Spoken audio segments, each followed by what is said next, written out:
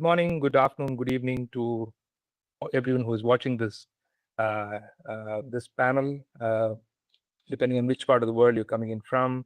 Today, I'm joined on the call by two eminent persons.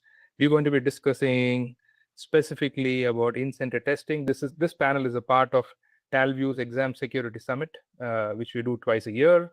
We bring together experienced minds talking about various problems afflicting test security, and this time the theme is all about in-center security.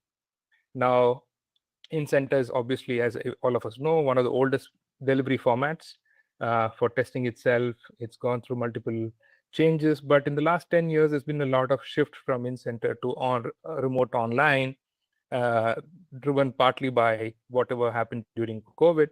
And there's a bunch of advantages that people have accrued because of in-center, because of remote testing, all stakeholders from candidates to exam bodies and so on and so forth.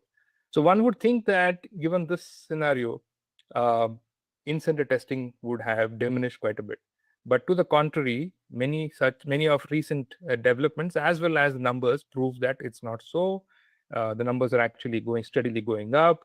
At least some remote online exams have started moving back to in-center, albeit in a slightly different shape and scale and use of technology. And that's what we're going to discuss. We're going to discuss about what is the ideal blueprint for an in-center today with all the technology behind us. How can we harness the technology and make it even better for the test takers and all of the stakeholders? So on the panel today, two eminent personalities, as I said, with vast years of experience at two ends of the spectrum. And Dr. Ada Wu from Ascent Learning. She's been running innovative programs there for the last so many years. And she brings a different perspective to this entire conversation. She's also been head of the ATP board last year, the whole of 2025, and she gets a separate vantage view of having interacted with multiple vendors and multiple partners and technology providers as well. And lastly, she is on board AI Dome, of which I'm a part of too, where we brought together minds from across vendors, across customers, across organizations to create a body of knowledge that will be useful for the industry as it moves through this labyrinth of technology that's come in, that's obviously creating a lot of opportunities for frauds to happen as well. Joining Ada and me today is Bridget Hurd from Pearson. Pearson is, as most of us would know, is one of the largest deployers of testing delivery globally, apart from many other things. As the last I read, please correct me if I'm wrong, Bridget, there's over 5,000 test centers, over 180 countries covered. And so that's literally deep knowledge, deep insights coming from a test delivery perspective as well. And Bridget is the head of the program that manages all these test centers, as far as I know. So welcome, ladies, onto this particular panel. And I am looking forward to 25 to 30 minutes of deep insights, trying to figure out how the test center of the new world should look like. So Ada, going back to the question that I started with, given all that's happened in the online testing world, the remote testing that's happened, the benefits, the large scale up of multiple programs, why are we still talking of in-center testing? And where do you think it's actually growing? Which part of testing does in-center really, is in-center really likely to grow more? What are your views to start off? Yeah, I think in-center will continue to grow. I mean, we came a long way with remote testing since the pandemic. We had to learn very quickly how to test people in a home and remote environment.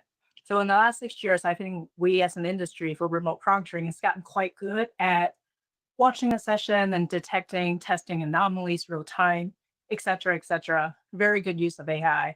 But one of the things that I think is really difficult to solve for remote proctoring, at least we hadn't solved it yet, is how do we help an organization defend a decision? If we say, hey, this person is likely a cheater, this person is likely use a proxy tester, this person have notes on the side, et cetera, are we able to share that evidence and have something concrete to our customers or stakeholders, say, hey, we need to invalidate the score, we need to roll it back. What I see with in-center testing growing is not it's not growing everywhere in the testing sector, but what I see is growing the most is in tests where false positive is the most risky or unacceptable. And by false positive, I mean the mistake of passing someone who is actually incompetent, passing someone that didn't really know what they're doing. And I feel like many of these fields where false positive is very risky or even unacceptable are in the healthcare space, in public protection space. You wouldn't necessarily want your surgeon to pass when she doesn't know anything, or your nurse or your physical therapist, etc. So I think, whether a test center is growing or not versus remote proctoring is more of an argument of risk tolerance and less about the technology being reliable and unreliable. And I would love to hear Bridget's take on it, since she actually manages a test center network. Oh, absolutely. I think, and you made some couple of great points there. I think the higher the risks, the chances are that you will gravitate more towards an in-center. Higher the risk of reputation, higher the risk of the credential itself. Yeah, Bridget. So from your viewpoint, from what you've seen across Pearson, across your multiple testing programs, is that consistent with what Ada is saying? Are you seeing any other perspectives coming in terms of in-center growth? I think what Ada described is actually spot on. I would go further and actually say, when you're dealing with licensure in general, so it is healthcare, but when you think about the fact that I've granted a license, there is, I find when I think about our sponsors, there is a level of risk tolerance that those sponsors think about to say, where am I willing to actually show up and test? And by the way, for the candidates, what's the stake in it for them? So it could be things like immigration also, right? What is at stake if I pass XYZ exam? Where can I go next? Because it is that risk piece that Ada mentioned, but some of it might be things that we're not even thinking about. It's not just healthcare. Immigration is a big one that we see. If somebody can actually move to another country, they're willing to pay for that, and that's where things get really risky from a risk tolerance standpoint. Right, and I think it's also got to do with the, let's say, the risk versus reward ratio that is there for people who want to do the fraud. The higher that ratio is, the chances are that they will probably try to beat the system, and in-center probably is a good defense for such cases, is what I understand. But looking at it from a slightly different viewpoint, I think what we saw with remote testing is cost going down, not necessarily significantly in many cases, but significantly on the down, definitely on the downtrend as well. What's the cost for a program to continue with in-center?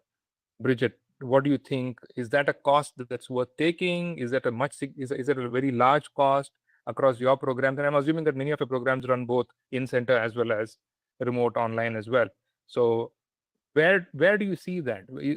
Are organizations willing to put larger monies, larger dollars on in-center? What is your take on that? So I think, first of all, it's actually interesting when you say costs are going down with online proctored, because I don't think I would tend to agree with that. Okay. I think as a sponsoring organization, if the cost is incredibly low, I think you need to understand what are the security protocols that are in place, because I would worry that maybe there's some security protocols that aren't actually there from the support standpoint. So when we think about costs, we've got humans that are actually proctoring, whether it's online or if it's in the test center. And so humans are not going to be replaced by AI, as an example. Now, AI can help target a human to be more efficient in their proctoring, right? If you're flagging, for example, if you've got flagging that's going on during online proctoring, or even in-center. I think the thing that is important for sponsors to think about is the technology that you leverage, for example, in online proctoring.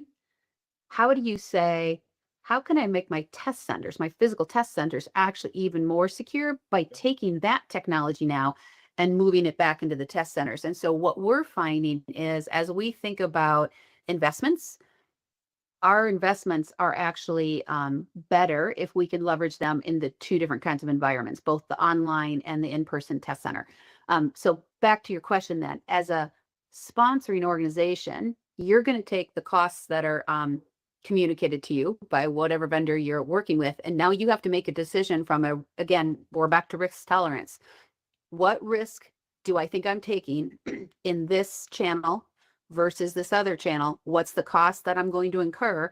And is that something I value at that price point or not? It just comes down to risk tolerance and the cost I'm willing to pay for it. Right.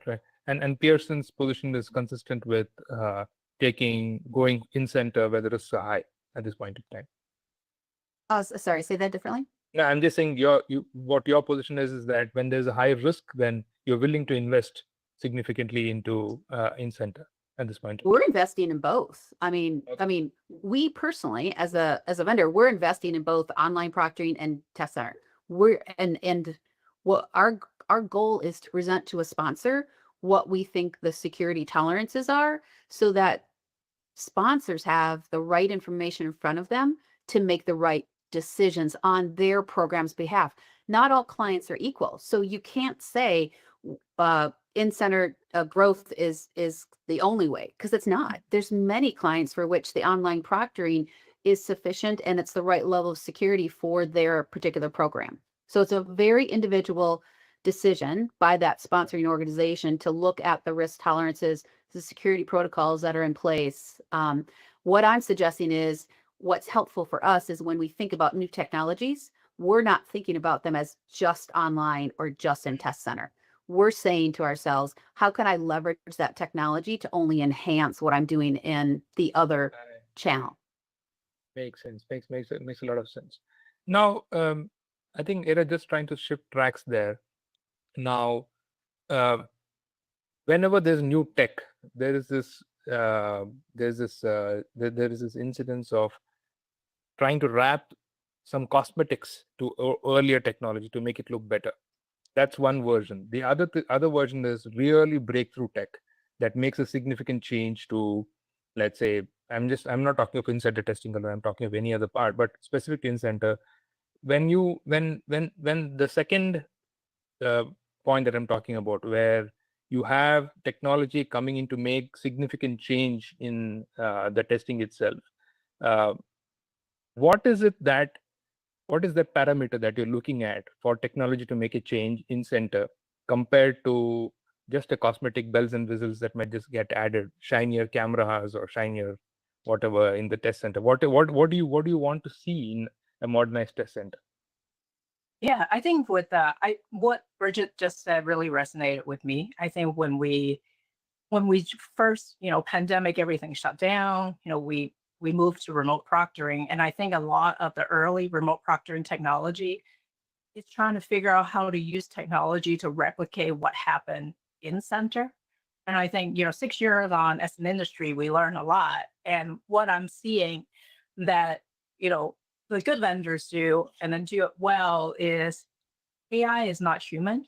We don't need to have AI replicate what human can do. And I think the real test for me is that it's technology or AI producing evidence that is not available before, or just producing evidence cheaper and faster than what a human can do. So in test center, some of the cosmetic changes, for example, might be a smoother check-in. I mean, not to minimize smoother check-in process. That's the candidate experience is important, but how much money and resource do you want to spend on that, as opposed to strengthening your chain of evidence? Have continuous monitoring with AI or technology in the background while you're being monitored by a real life proctor throughout the whole testing process. And instead of, I check your ID once in the beginning and then I assume you are that person, right? Because we know proxy testing takes many form. It could happen anytime during the testing session. So I think some of it, what Bridget just said, really resonated is when we want to improve proctoring, I make less of a differentiation between, oh, this is an in-center tech versus a remote tech. If it's good technology, it should be able to use it in any setting, and in-center, just give it a better case with the evidentiary chain because it has a real person, and then you have the technology underneath to augment what this real person can do. Right, absolutely. And Bridget, from what I remember from some conversations that I've had in the past with people in Pearson, you had this partnership and innovation program where you would meet high-tech vendors, evaluate whether that technology could be used for improving your exams. This is what I just read about. And I'm also assuming that you meet a lot of technology vendors today who bring to you a lot of technology solutions to improve the test center experience for candidates, improve security for sponsoring organizations, and so on and so forth.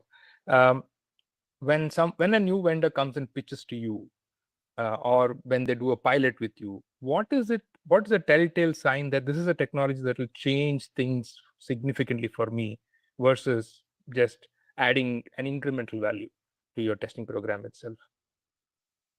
Yeah, I think what you're describing as I think about technology is, is it a technology that just allows me to do my service, whatever I'm delivering from a service, better, or is it fundamentally changing or augmenting what I'm bringing to the table? So when we think about some of the things that we've got that we're working on right now, it's funny that you say the check-in process, Ada, because we are actually rethinking the check-in process in a way that actually will enhance security as well. And so that to me is an augmentation. That's a step in the direction that says, now that's a difference maker versus, I think you used the phrase, Ada, it's fine to have a smooth check-in, but some of the other things are more important. You're not wrong. Smooth check-in is super important. And people, if I've got some technologies that will make that a little bit better, then great, right? But if I now have implemented technology that has enhanced the actual ID verification, because when we think about digital IDs and where that's going, and the fundamental, what word do I want to use? If you think about the digital wallets and you think about UK has, I think by the end of next year, you have to be able to accept a digital ID. Well, now we have to think about, how am I going to actually accept that and validate that you are the person that you say you are?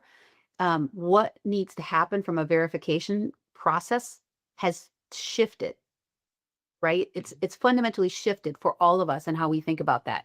It's also shifted as we think about, if I've got a digital wallet and I take that with me through different employers, how am I bringing that certification or that licensure along with me? So I know this isn't intended to talk about ID verification, but if you think about the testing center channel that you're in or the online version, fundamentally how you verify somebody's ID is incredibly important. And that's a security layer that everybody has to be thinking about.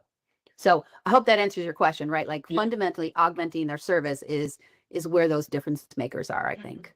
Absolutely. And what elements of the entire security are you looking at for new solutions to augment? Is it more about ID verification, as you said? How would you, for example, weigh between two solutions, one that improves candidate experience significantly and the other one? No, it is hard. I'd like to say maybe you flip a coin. Here's the problem.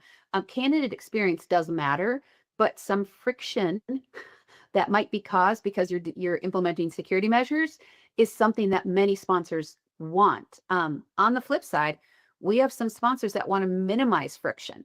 Well, then they have to recognize they're taking risks by minimizing some of that friction. I tend to talk about friction a lot, and not in a negative way. If there's friction, it's likely due to rules or policies that are intended to ensure security. So friction is a conversation that has to be discussed.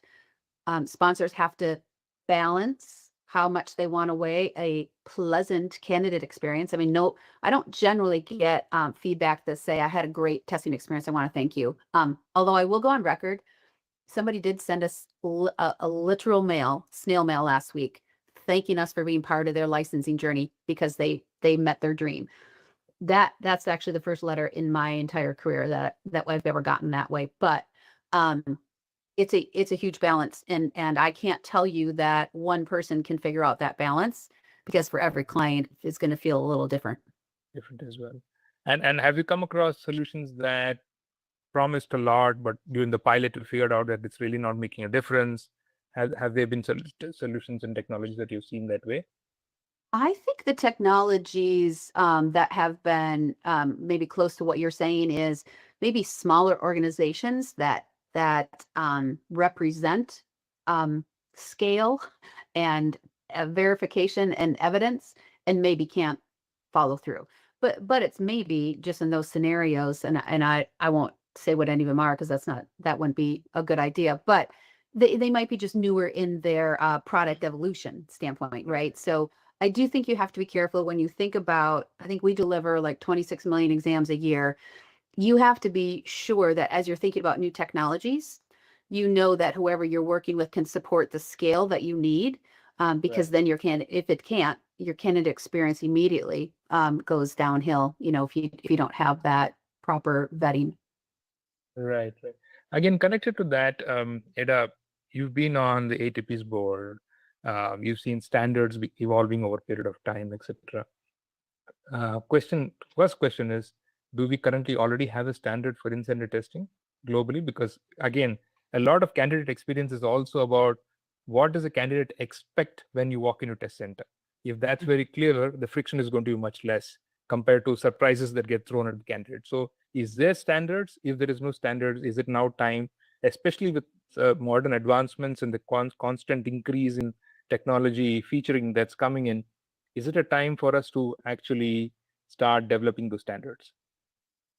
Yeah, I mean, I think having standards are important. I mean, we do have a proctoring standard. So there's a guideline for how proctors should behave and what sort of things should be in place for proctoring. I think with standard, we kind of need to be careful on how prescriptive we want to be or we need to be. I think for standard, there are certain things that are non-negotiable. I talked earlier. I'm real big on any evidence that we present has to be explainable to the stakeholders, to the candidate, to the test sponsor, etc. So I think that is important. But when we get into test centers, different test centers and different exam sponsor, they have different risk tolerance, they have different business priority, they have different ways of doing business. So maybe, for example, one of the standards, and just making it up, that we need to be able to see a candidate from multiple different angles in the test center while she's testing. I'm not going to dictate what type of cameras, how many cameras are being used at the Pearson Center. I think the tech stack and hardware, software, that should be decisions that are left up to the vendor and the sponsor to decide what is appropriate for them. So, I also want to be careful in a big picture view how we define standard and not to go down too much to the level of being too prescriptive. Right. No, absolutely. I think standards always have two flip sides, no matter which area we're talking about. So that brings me to the question, Bridget. When you develop standards, and assuming some of these standards that Ada spoke about, and I'm sure you must have some standards in your mind as well, how easy is it to implement it across your centers? For example, with someone of your scale, 5,000 centers, I'm assuming that some are third-party owned or whatever. But then how do you ensure that all these standards are implemented, and which standards are easy to implement? What kind of standards are easier to implement at scale across, and what kind of standards are difficult? For example, cultural situations, different countries, different cultures, and so on and so forth. So how do you do that? Right. So I think process changes or standards are obviously easier. When you start talking about equipment, now you have to worry about different laws in different countries. You have to worry about data laws. So if I have a software, right, that's going in there, there might be some laws against what I can have that is downloadable in a country. If I'm sending equipment, I might have some customs issue, or I might have some rules that indicate what can and can't be actually shipped to a country. So, and we're literally, like, we just made a equipment decision where we had to go a different path because of a law in a particular country on whether that device could be shipped into that country. So when you think about being in 180 countries, it can be more challenging. If you're not, if you're online, you got rid of all those equipment issues. Right. So again, you have to be conscientious of which path you're choosing. If you're online though, now you're making decisions that are different on data retention, whether I can't actually keep anything. So there's so many rules around data privacy that but they affect online a little bit differently than in person. But as an organization, you have to think about any of your decisions. And so what we do is we tend to start with what we think we want to do, but then now you have to go research and figure out if your idea is even possible. So that's why process changes are so much easier, but they don't have the same impact, right? Because also a process change now relies on a human to make sure they do it. So if I've now said, okay, proctors, I expect you to do X, Y, Z starting September 1. Now I have to remember to do it. And so if I think I've improved security or I've improved, candidate ease, but my proctors don't actually implement it, how am I holding the proctors accountable for that? That's where things get very difficult, especially if you are dealing with third parties. You have less authority over them to ensure that they comply with whatever your policies and procedures are. Right. And I think interpretation plays a big role as well, irrespective of whatever you write as policies, how we interpret it locally becomes a big issue as well, right? Yeah. Eda, at AI Dome, one of our first white papers was the Trust First Light framework. We spoke about multiple points there, things like minimal footprint, human accountability, traceable evidence, candidate dignity. So these are the 4 pillars that we built the trust layer on. In an in-center kind of situation, does those 4 matter as well, or does it change? Does a new pillar come up outside of these 4? What are your views? I think those 4 will absolutely apply regardless of how you administer the exam, in center, at someone's home, remote proctoring. I think minimal footprint, one of the things that is important when we talked about it is we can't treat every candidate as a suspect. Not everyone is guilty until proven innocent. If we're going to collect data, and as Bridget said, their data privacy law, but if we're going to collect data on them, we want to record them. There's AI analysis in the background. We need to be transparent. We need to tell people what data we're collecting from you, about you, how long we're going to keep it, what is that for. And I don't see necessarily a difference between, we can do it here, but not in center. If it's impacting the student, the candidate, we need to be transparent either way. And the human accountability, I think, on that side, test center definitely has an advantage because there's someone sitting in the place watching you take the test and do the thing. So I think that even gives test center a bit of an edge. Traceable evidence, that's important because we need to be able to explain everything when we want to challenge a score. And the candidate dignity, I feel like it kind of depends in the situation. As Bridget said, there's friction. If someone lives in a rural area, you make them drive to a test center, maybe that's, tens or hundreds of miles away, etc. Probably not Pearson, as they have a lot of test center. But, you have to drive, there's hardship, etc. That might be bad. But, on the other hand, if you live in an area that doesn't have very good internet, no high-speed internet, you don't have the latest laptop for your personal use, going to the test center might make your experience a lot smoother. You know that everything will work. You don't have to check your own equipment, etc. So I feel like that kind of, I'm on the fence on that one. That might go both ways. The test center might be better or maybe worse. It kind of depends on the situation. Right, absolutely. I think we've completely running out of time. Just one last quick, super short, super fast question. What is it that in a modernized test center one should never optimize for? Bridget first and then Ida. Just one line. What is it in a modernized test center that you shouldn't optimize for compared to the older test centers that we've had? I think you should not, I guess, optimize for speed over security. Okay, that's a great point. Ida? I like that. I think whatever changes and however we optimize, we still need to be able to explain the evidence that we collect. Absolutely, absolutely brilliant. Thank you so much for these insights. Very insightful. We come to the end of the session. Thank you for sharing your thoughts, and I hope the audience watching this takes away quite a few points, and then we are happy to provide you any clarifications required later.